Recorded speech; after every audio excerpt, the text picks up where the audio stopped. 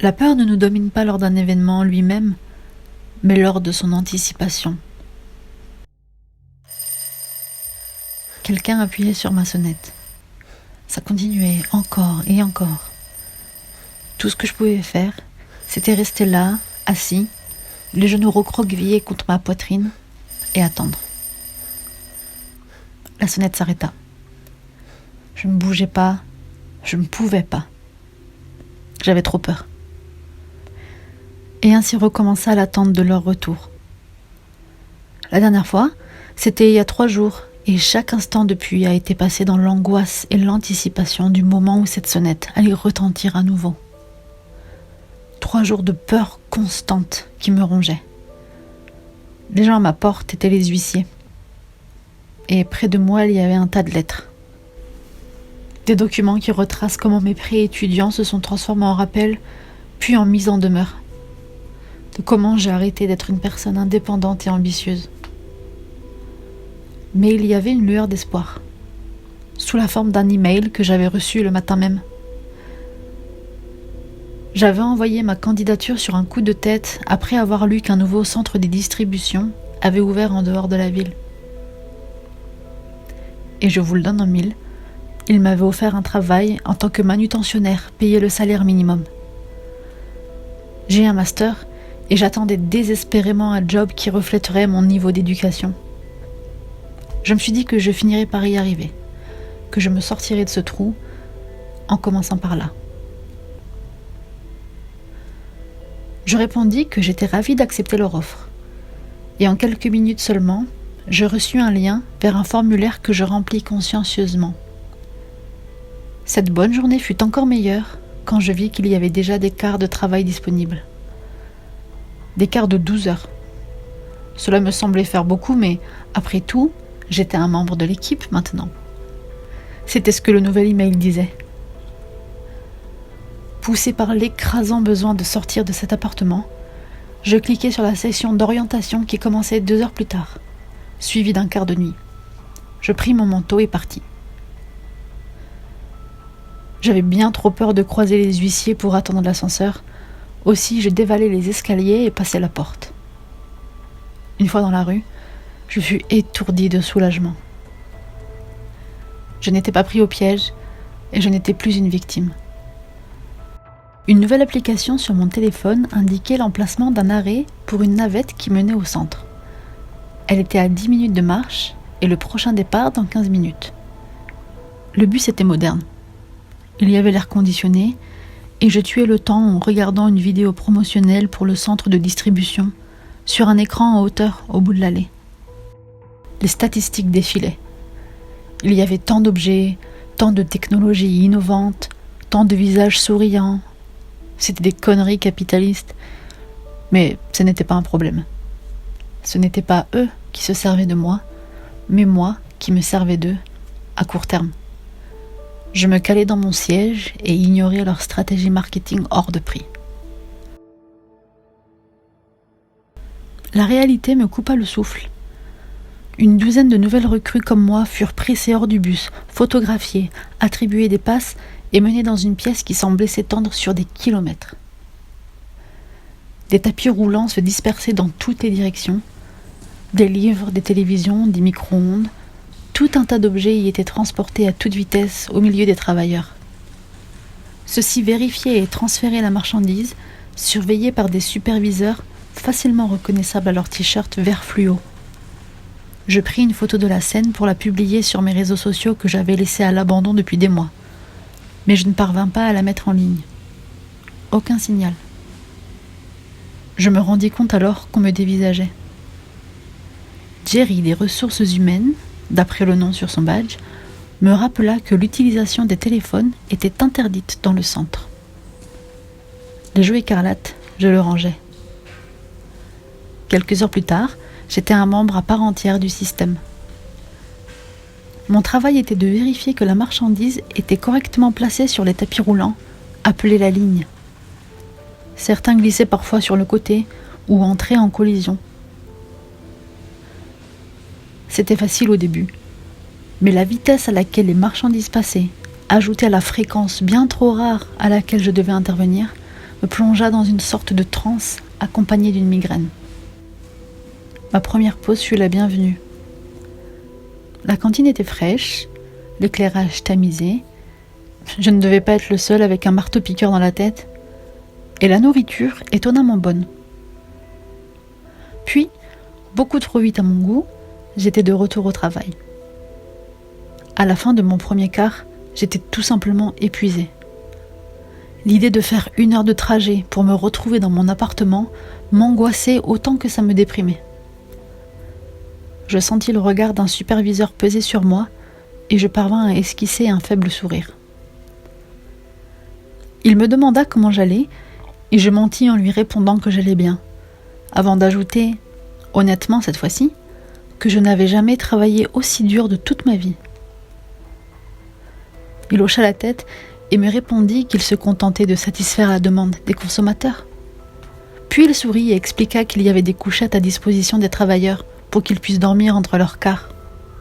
Et cela me parut bien mieux que la perspective de rentrer à la maison. J'étais à bout de force et cette option était parfaite. 3 semaines passèrent, je pense. J'étais entrée dans une routine. Travailler, dormir sur une couchette, travailler, dormir, tout cela ponctué de visites à la cantine. Je travaillais à présent dans différentes parties du centre de distribution.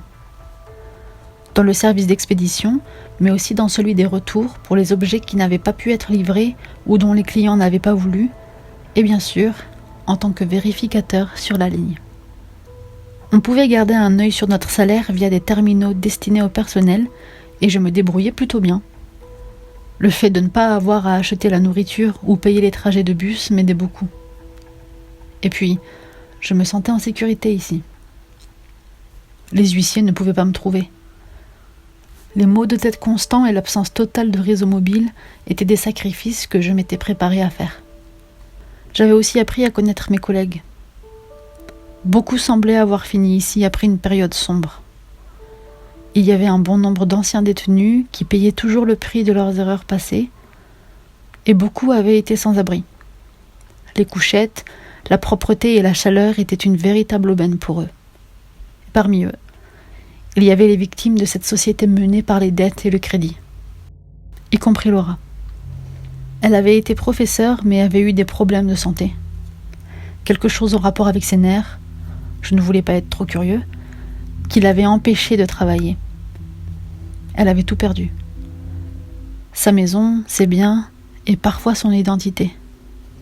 C'est ce qu'elle m'avait dit un jour. Elle avait eu l'impression de n'être presque plus rien. Laura me plaisait.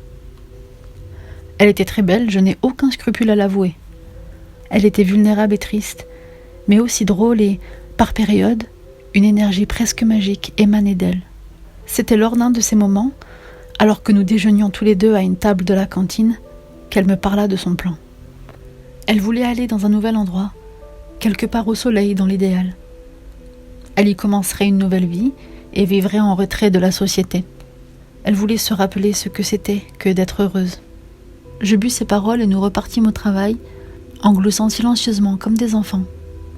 À ce moment-là, nous connaissions tous les deux assez de failles dans le système pour pouvoir réussir à mener à bien son projet. Nous personnalisâmes un paquet assez gros pour qu'elle puisse y entrer, avec des trous d'aération, de l'eau et des biscuits, dans lequel elle se cacha. Elle passa le processus d'envoi. Je pensais à elle, allongée dans le colis, grignotant un biscuit et attendant le camion. Je ne pus m'empêcher d'être heureux pour elle. Mon seul regret était de ne pas lui avoir dit à quel point elle allait me manquer.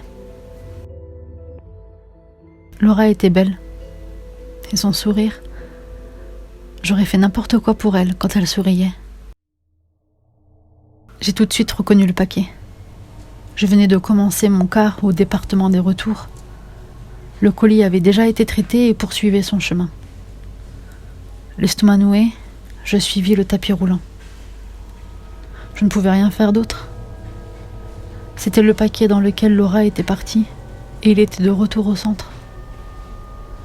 Je me suis dit qu'elle avait dû en sortir, qu'elle avait commencé sa nouvelle vie quelque part, que ce n'était plus que l'emballage. Bientôt, Je fus perdue dans un dédale de passerelles qui menaient aux étages inférieurs.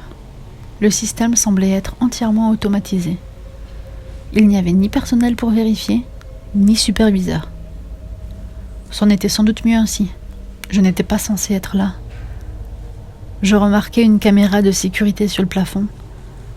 Il était trop tard pour faire quoi que ce soit. Je devais m'assurer que le colis était vide. Le tapis se dirigea vers un tout nouvel endroit du centre.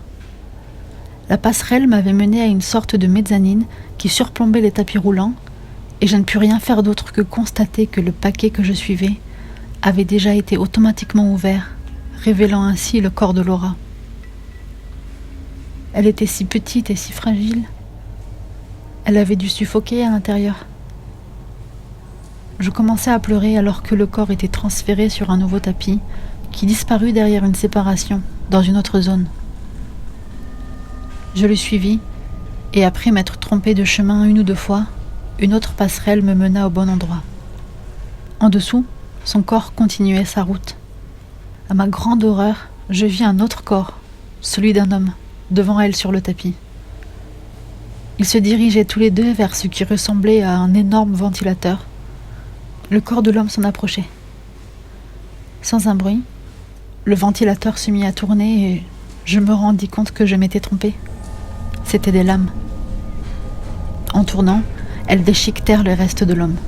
Horrifiée mais hypnotisée, je le regardais être réduit en une bouillie sombre qui tomba à travers un tamis, puis un entonnoir qui le déversa dans un conteneur sur un autre tapis. L'étiquette du conteneur disait « Engrais domestique bio des qualités supérieures ». C'est là que je le vis. Ses doigts bougèrent, et elle leva la tête. Elle ouvrit les yeux. Elle était toujours en vie. Je me détournai. J'étais incapable de regarder. Je me rappelais ce que le superviseur m'avait dit le premier jour. Nous ne faisons que satisfaire la demande des consommateurs. Je suis de retour à mon poste de vérificateur de ligne. Ce n'est qu'une question de temps avant qu'il ne me voie sur les enregistrements des caméras. J'attends. Chaque chose, chaque moment, n'est que terreur. Il procède à des interrogatoires individuels et à des fouilles de chaque employé. Ils ne sont pas tranquilles. Peut-être qu'ils n'ont pas vu le visage de l'intrus assez clairement et qu'ils le cherchent autrement. Mais j'ai un autre problème plus urgent. S'ils trouvent ce journal, je suis un homme mort. De l'engrais.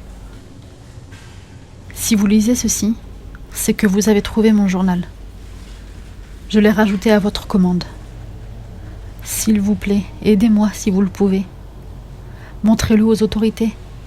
Ou encore mieux, rendez-le public. Si vous ne voulez pas m'aider et rester en dehors de tout ça, je comprends. Je ne l'aurais pas fait moi-même quand j'étais quelqu'un d'ordinaire, sans dette, avant tout ça. Je ne vous demande qu'une seule chose. Je vous en supplie. Quoi que vous fassiez, ne le renvoyez pas à l'expéditeur.